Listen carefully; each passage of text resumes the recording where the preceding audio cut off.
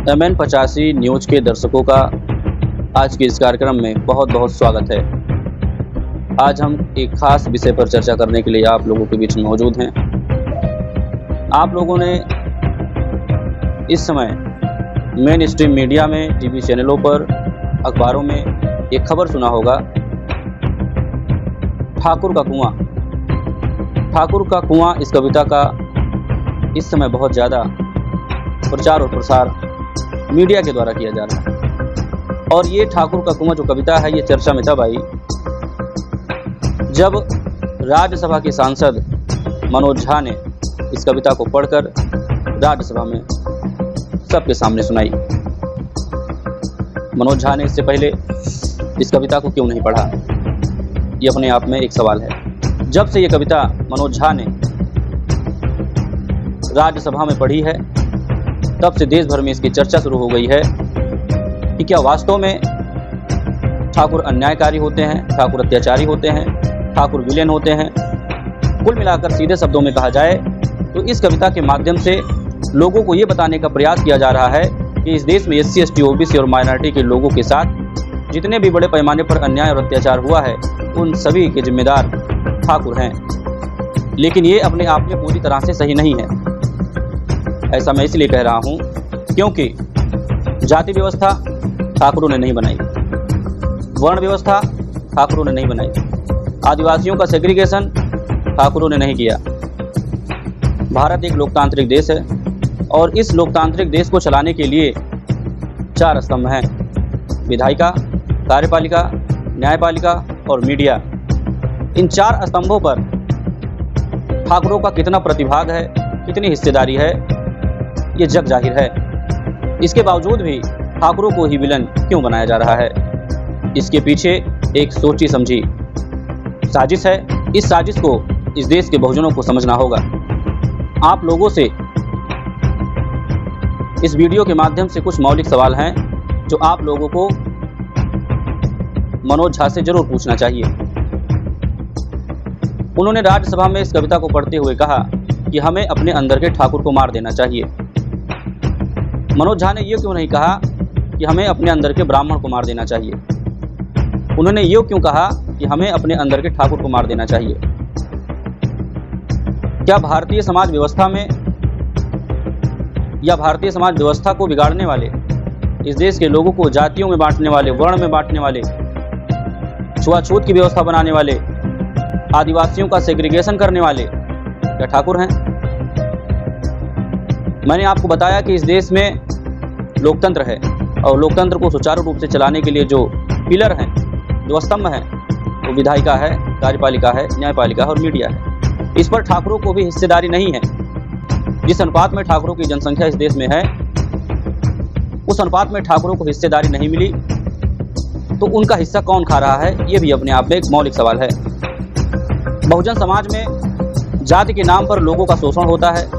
जाति के नाम पर महाविद्यालयों और विश्वविद्यालयों में बहुजन समाज के बच्चों को सीटें नहीं मिलती हैं। जाति के नाम पर प्रतियोगी परीक्षाओं में, साक्षात्कार में भेदभाव करके बहुजन समाज के बच्चों को फेल कर दिया जाता है। जाति के नाम पर लोग कमरा नहीं देते हैं। जाति के नाम पर अन्याय, अत्याचार, बलात्कार होते हैं। तो ये जो जाति है, जिसके आधार पर इस देश में SC, ST, OBC के साथ अन्याय और अत्याचार हो रहा है, क्या जाति व्यवस्था बनाने वाले ठाकुर हैं? अगर जाति के आधार पर इस देश के बहुजनों के साथ अन्याय और अत्याचार हो रहा है, तो हमें ये जानना होगा, हमें ये समझना होगा कि क्या जाति व्यवस्था ठाकुरों ने बनाई? अगर आप इतिहास पढ़ेंगे तो आपको पता चलेगा कि जाति व्यवस्था, वर्ण व्यवस्था, छुआछूत, आदिवासियों का सेग्रीगेशन, सती प्रथा, बाल विवाह, ये सारे जो काले कानून हैं, ये ठाकुरों ने नहीं बनाए। ठाकुरों की चर्चा हमेशा विलेन के रूप में ही क्यों होती है? अगर ठाकुर की चर्चा ही करनी है तो BP सिंह की चर्चा क्यों नहीं होती? अर्जुन सिंह की चर्चा क्यों नहीं होती, जिन्होंने मंडल कमीशन की सिफारिशों को अमल में लाने का काम किया? वो भी ठाकुर थे, जिन्होंने इस देश में OBC के साथ जो हजारों सालों से उनको हिस्सेदारी नहीं मिली थी, उनकी हिस्सेदारी सुनिश्चित करने का काम किया। वो भी ठाकुर थे। विश्वनाथ प्रताप सिंह और अर्जुन सिंह, ये भी ठाकुर थे। हिंदू के नाम पर ठाकुरों का भी हिस्सा एक विशेष वर्ग के लोग खा रहे हैं। बहुजनों को ये चर्चा नहीं करनी चाहिए, इस कविता पर चर्चा होनी चाहिए, परंतु केवल कविता पर चर्चा नहीं होनी चाहिए। ठाकुरों के द्वारा जो अन्याय और अत्याचार अगर किया गया तो उसके मूल में, उसके जड़ में कौन लोग हैं, इसको भी हमें जानना और समझना होगा। जब तक आप लोग इसको नहीं समझेंगे तब तक आप इतिहास को सही रूप से समझ नहीं पाएंगे। ठाकुरों को इस देश में विलेन के रूप में प्रस्थापित किया गया।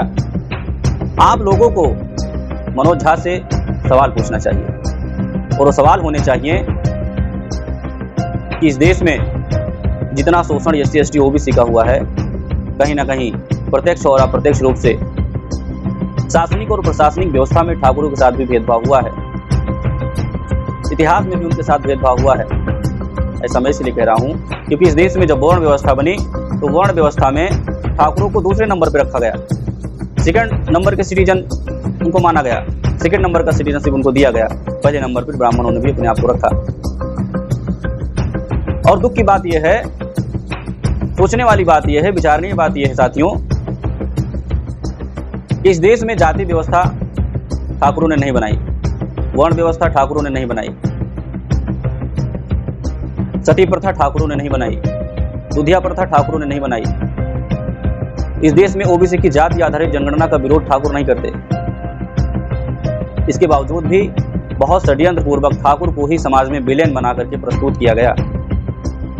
ऐसा इसलिए किया गया ताकि असली दुश्मन छुपा रह सके। आप लोगों ने फिल्मों में देखा होगा, ठाकुर को ही विलेन बना करके दिखाया जाता है और ब्राह्मण को सभ्य नागरिक दिखाया जाता है, जबकि जाति व्यवस्था, वर्ण व्यवस्था, छुआछूत, ऐसी तमाम कुप्रथाओं के जन्मदाता ब्राह्मण हैं। अगर आज SC ST OBC का शोषण हो रहा है तो इसका जिम्मेदार कोई और नहीं बल्कि इस देश में जाति व्यवस्था, वर्ण व्यवस्था और ब्राह्मण धर्म है। इसलिए आप लोगों को ये सवाल जरूर पूछना चाहिए। आप लोगों को ये वीडियो अच्छा लगा हो तो इस वीडियो को अपने साथियों के साथ शेयर करें, लाइक करें, कमेंट करें और चैनल को सब्सक्राइब करना ना भूलें। धन्यवाद।